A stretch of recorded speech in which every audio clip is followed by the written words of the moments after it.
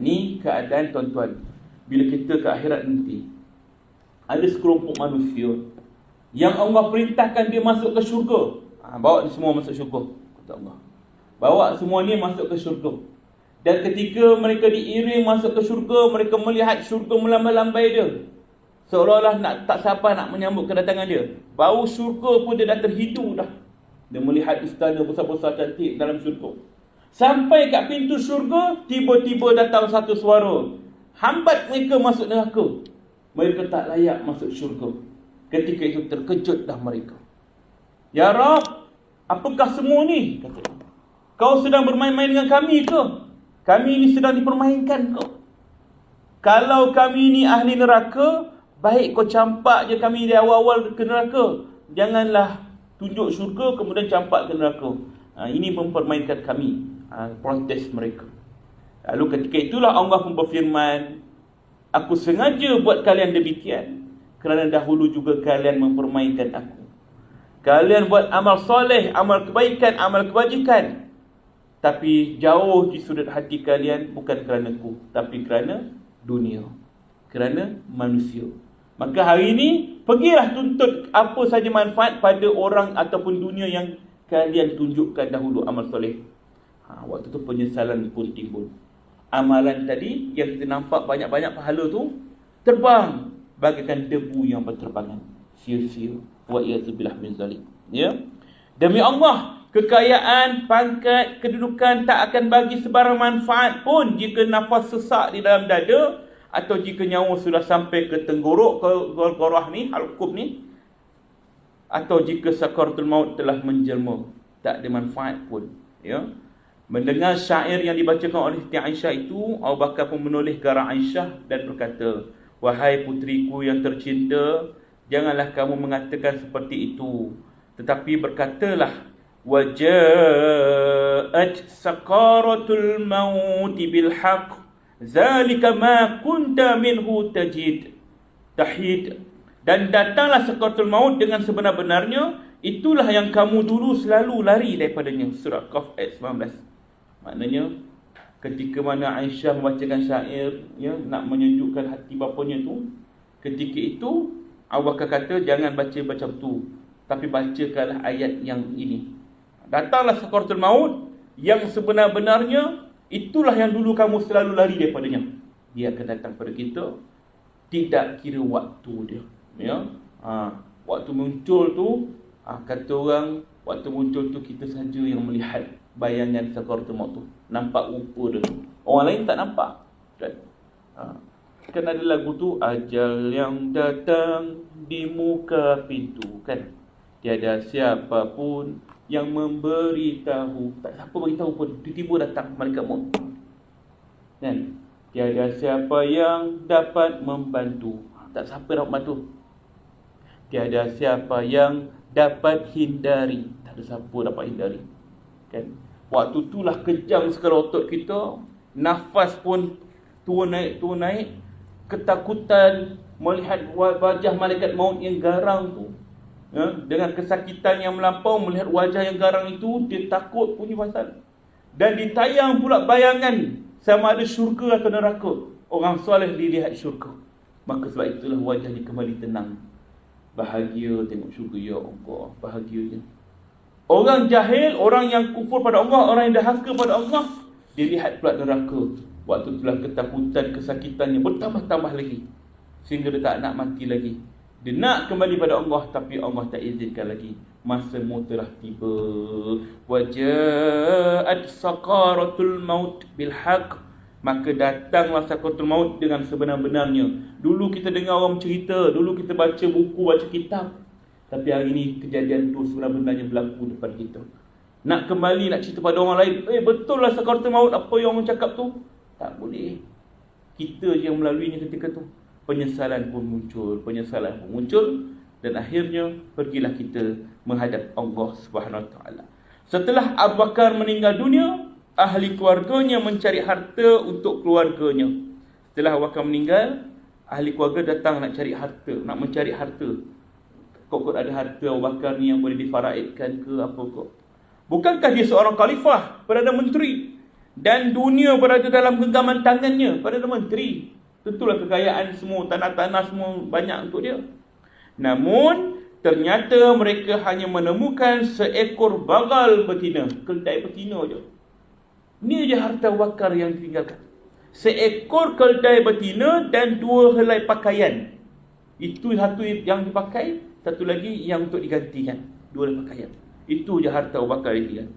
Lebih menyedihkan lagi, ketika Abu Bakar dalam keadaan sakarat menjelang kematiannya, dia pun berkata, kafankanlah aku dengan sehelai bajuku, sementara bagal betina dan bajuku yang satu lagi serahkan kepada Umar bin Al-Khattab. Diwasiatkan, kafankan aku dengan baju ni je, tak payah pakai kain lain, baju ni pun boleh. Baju selai lagi ni dengan keldai tadi bagi kepada Saidina Umar. Pesan Abu Bakar kepada Umar, wahai Umar, bertakwalah pada Allah, semoga kematianmu nanti tidak sesukar seperti yang aku hadapi ketika ni. Umar jaga betul-betul. Ini seolah-olah Abu Bakar mengisyaratkan bahawa Umar adalah pengganti dia. Sebaik saja bagal betina tadi dan sehelai pakaian itu diterima Umar Al-Khattab, dia menerimanya sambil menangis dan berkata, sungguh kamu telah menyusahkan para khalifah setelah kewafatanmu, wahai Abu Bakar. Abu Bakar, kau betul-betul menyusahkan orang lain lepas kau, kata dia.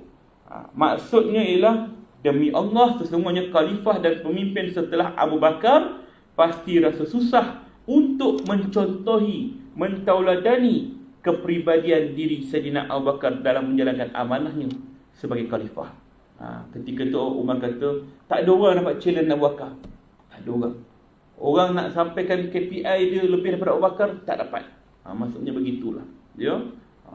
Saidina Umar berkata demikian kerana Abu Bakar tu sendiri Nabi sebut iman yang paling hebat dan kalau sahabat ialah iman Abu Bakar.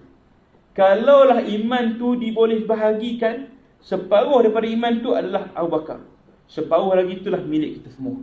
Kongsi-kongsi sikit. Maknanya dahsyatnya iman Saidina Abu Bakar radhiyallahu anhu. Ya. Pernah satu ketika Nabi kata, kalaulah bukan aku jadi Nabi, tentu Abu Bakar orangnya. Maknanya ketokohannya, amanahnya, ya. Sebab tu dia digelar As-Siddiq, yang membenarkan, sentiasa benar, ya. Apa yang kata-kata Nabi semua dia membenarkan. Dia kata, ya betul Rasulullah kata begitu. Kalaupun dia tak dengar apa yang Rasulullah cakap, orang sampaikan pada dia, dia kata siapa yang cakap macam ni? Nabi cakap macam tu. Betul lah tu. Dia akan benarkan. Ini As-Siddiq, ya. Oleh demikian, Ibnu Al-Qayyim dalam lainnya menceritakan bahawa pada setiap pagi Abu Bakar akan keluar mendatangi perkampungan yang terletak di pinggir kota Madinah untuk melihat keadaan rakyatnya. Setiap hari, tak ada escort ke apa, Abu Bakar keluar, tengoklah rakyat-rakyat dia. Dia mendatangi seorang perempuan tua yang buta dan keadaan kehidupannya amat susah. Satu orang perempuan tua dah uzur, buta pula tu mata dia. Setiap hari Abu Bakar akan menyapu rumah, masakkan makanan, menyiapkan minuman susu untuk perempuan tua itu.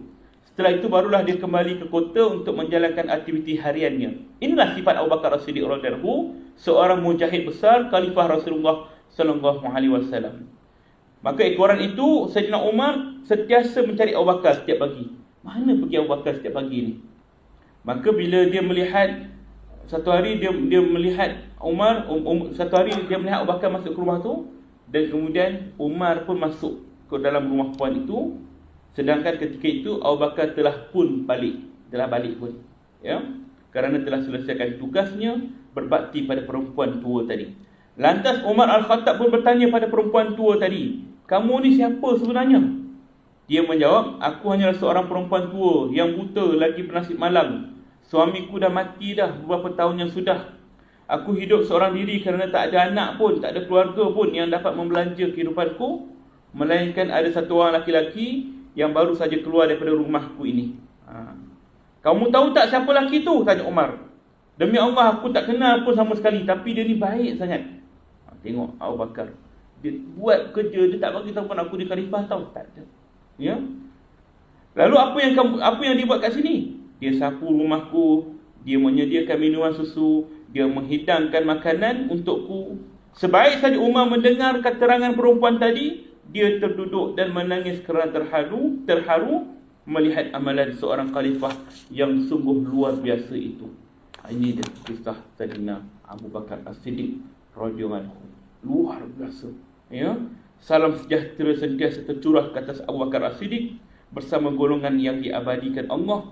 Semoga Allah meridainya bersama orang-orang siddiqin. Semoga mengumpulkan kita bersamanya kelak di suatu negeri kemuliaan milik Tuhan semesta alam.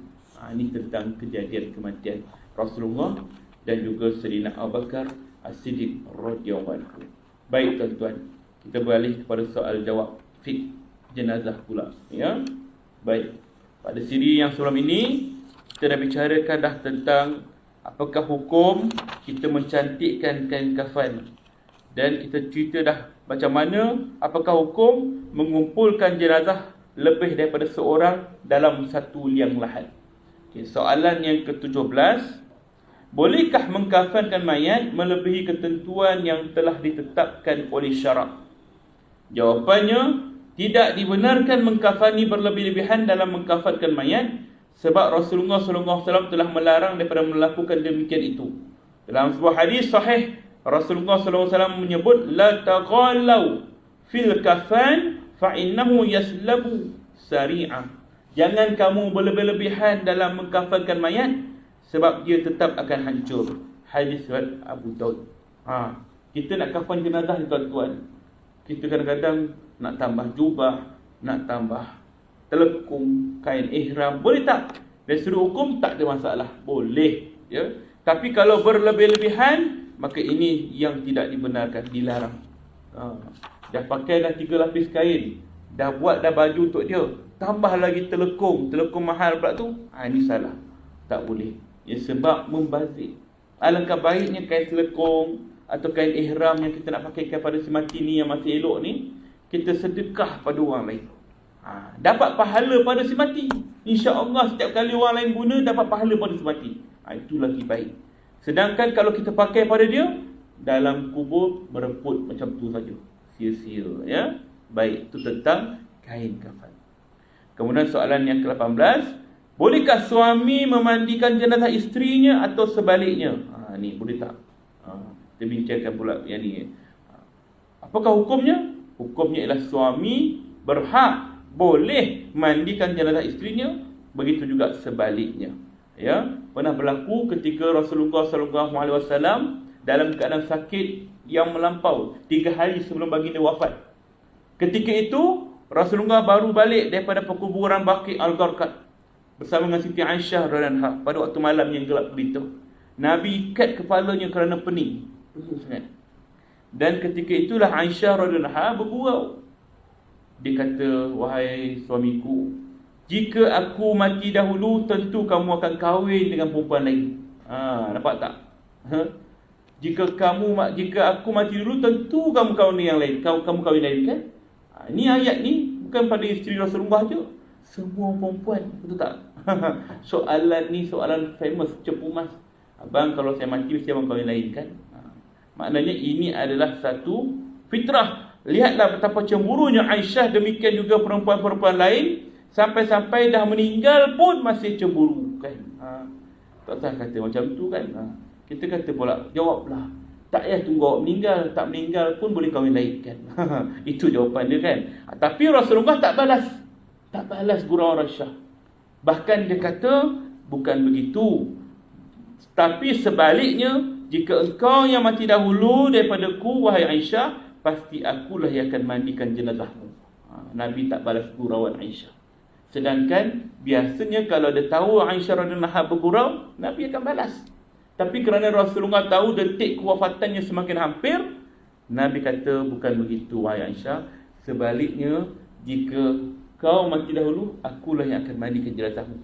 Menunjukkan bahawa Rasulullah lagi cemburu daripada Aisyah radhiyallahu anha. Ya? Dan inilah menjadi kepada sumber hukum bahawa seorang suami boleh mandikan jasad isterinya, begitu juga sebaliknya. Pun demikian, kita kena maklum bahawa mengikut pada situasi. Kalau seorang isteri nak mandikan suami dia, jasad suami dia, ya, pastikan dia bersama dengan mahramnya. Maknanya anak-anak dia, adik-beradik dia. Itu boleh. Duduk sekali ramai, mandikan jenazah. Tapi ketika mana dia bergaul dengan bukan mahram, misalnya yang mandikan tu imam, Bilal, JK masjid, waktu tu orang luar bukan mahram, dia pula seorang duduk kat dalam bilik mayat tu mandikan suami dia, tu tak boleh. Tak boleh kerana isteri dah bermula hukum iddah. Ya. Demikian juga seorang suami, kalau nak mandikan bersama dengan anak-anak dia, dengan adik-beradik dia, tak ada masalah. Tapi kalau sekiranya orang luar, IJK marhaban, IJK muslimat kan, ramai mandikan, tiba-tiba suami seseorang tengah tu, tak sesuai. Sebab apa? Waktu tu pergaulan pula antara lelaki dan perempuan. Walaupun suami tak ada iddah, tapi takkan duduk tengah tu, orang perempuan ramai, tiba-tiba lelaki pula. Kalau nak mandikan, mandikan sendiri ataupun dengan keluarga dia. Tapi kalau ada orang lain, biarlah orang lain buat dulu. Dah selesai, jurusan terakhir tu barulah bagi suami ataupun isteri tu. Bagi mana isteri tadi? Ini jurusan terakhir. Juruslah air 9 tu. Kan air mawar ke, air bidara ke, siram. Ya, itu hukum membenarkannya. Ya, wallahu a'lam. Ada soalan? Sebelum kita beranjak ke soalan lain berkaitan kematian ni? Tak ada. Baik. Bolehkah soalan ke-19? Bolehkah kita sembahyangkan orang yang mati kerana dijatuhkan hukuman hudud?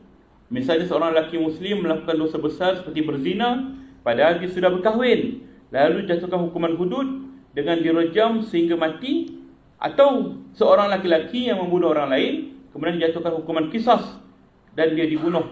Bolehkah menyembahyangkannya ataupun tidak? Dalam Sahih Muslim disebutkan bahawa Buraidah bin Al-Hashib berkata, Rasulullah SAW telah menyembahyangkan jenazah seorang perempuan dari Bani Ghamidiyah yang mati direjam kerana berzina padahal dia telah bersuami. Alangkah baik dan penyayangnya agama Islam ini, kami sebagai pengikut Ahlus Sunnah wal Jamaah tak boleh mengkafirkan orang yang telah melakukan dosa besar. Tak boleh kita kafirkan orang yang melakukan dosa besar. Pernah berlaku di satu tempat, tuan-tuan, di KL, Kuala Lumpur. Satu orang tu ditemui mati tergantung. Ya, dipercayai bunuh diri dalam bilik dia.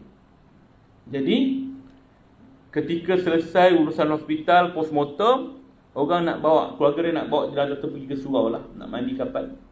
Orang surau tak bagi. Kata dia, ini lelaki ni dah murtad, kata untuk bunuh diri. Jadi dia tak nak. Ini kan kepercayaan orang lama. Dia tak nak mandikan orang yang bunuh diri, dan dia tak nak kebumikan satu tempat tanah kubur. Kebumikan dia di luar tanah kubur, kata dia. Macam tu kan. Maka dalam hal ini sebenarnya salah. Orang bunuh diri hukumnya ialah fasik, berdosa besar, bukan murtad. Ya, murtad ni orang yang memang isytiharkan secara terang-terangan. Aku keluar Islam, wa iyazubillah, masa tu dia kata macam tu. Waktu tu barulah dia diisytiharkan murtad. Tapi kalau dia bunuh diri, tak ada pengakuan mengatakan dia keluar Islam ke apa-apa, maka itu dosa besar. Dosa besar yang ditanggungnya besok akhirat, azab Allah pada dia. Tapi dia tetap di kalangan orang yang beriman, masih lagi orang beriman, cuma fasik. Ya, maka para pelaku dosa besar itu tetap tergolong dalam golongan Muslim selama mereka tidak berpandangan bahawa dosa besar yang mereka lakukan itu adalah halal untuk dilakukan. Hanya sahaja dalam hal ini mereka tergolong dalam golongan fasik.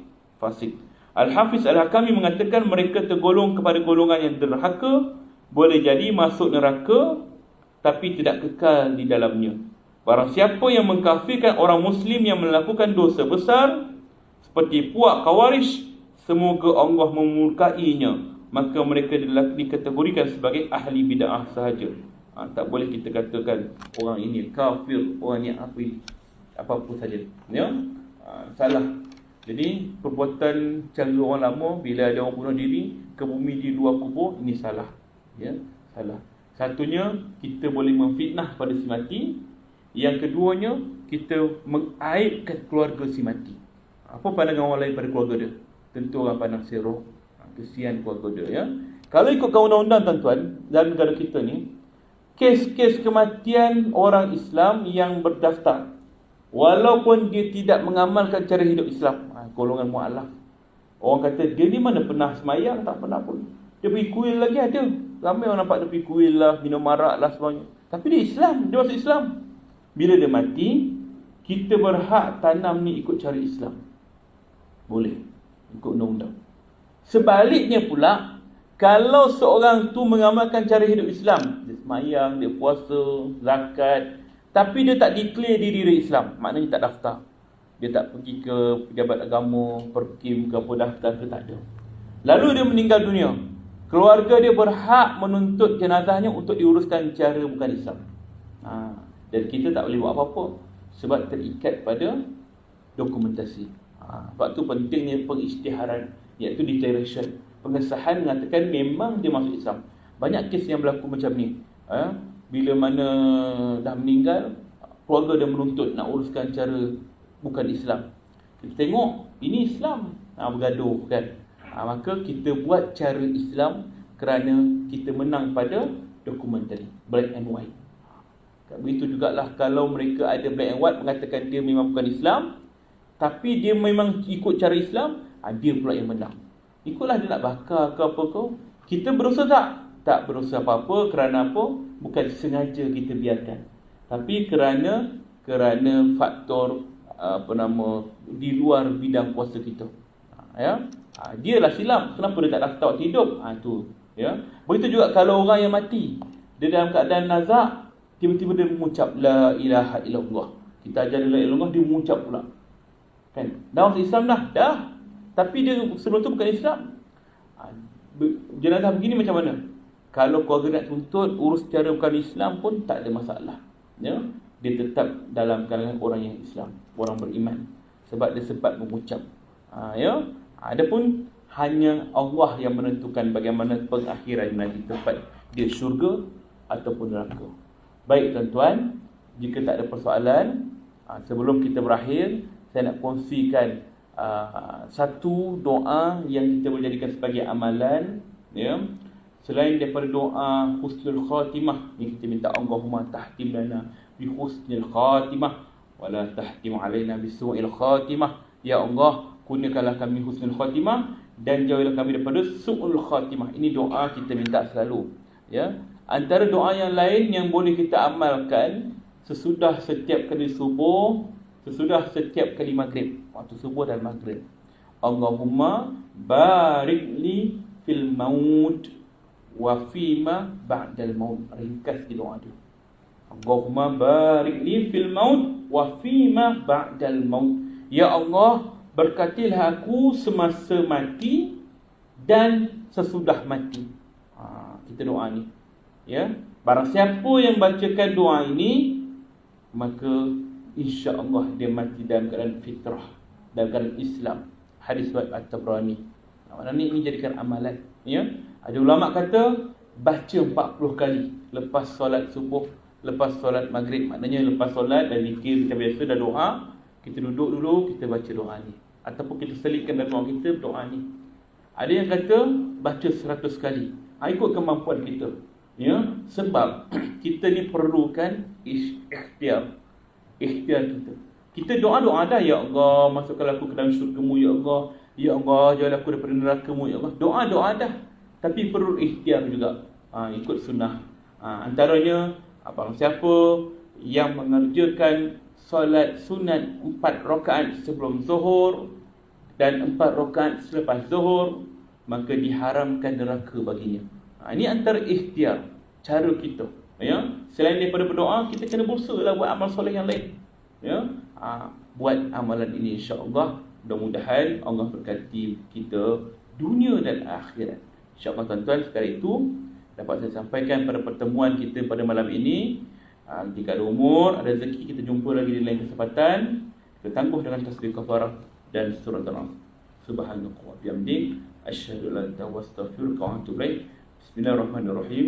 Wal 'ashr, innal insana lafii khusr, allazina amanu wa 'amilus shalihat wa tawasaw bil haqq wa tawasaw bis sabr. Assalamualaikum warahmatullahi wabarakatuh.